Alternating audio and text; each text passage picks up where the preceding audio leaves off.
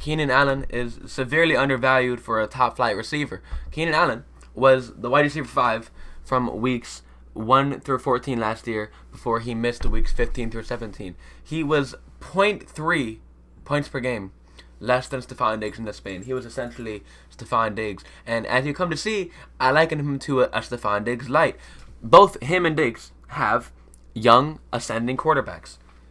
Stephon Diggs averaged 10.4 targets per game last year to Keenan Allen's 10.5. So essentially the same points per game when they're healthy, essentially the same targets per game throughout the year.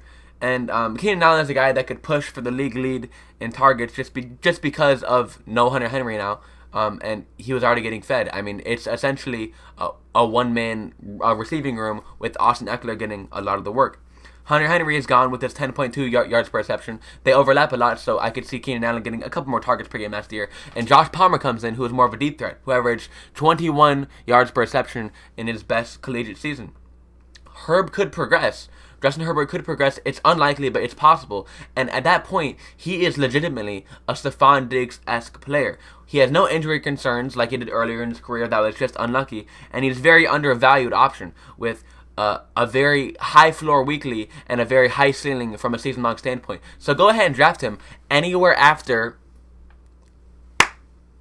Well, I mean, clearly we have Adams, Tyreek, Diggs, Ridley. I would not be upset if you had him wide receiver 5. I don't personally, but I mean, he's going as wide receiver 9 or 10 right now, which is just too late because, I mean, this guy is essentially Stephon Diggs, just a little bit less, 5-10% less. So he's very undervalued for a top flight receiver. Go ahead and draft him anywhere you can because he is an absolute stud, getting all the targets.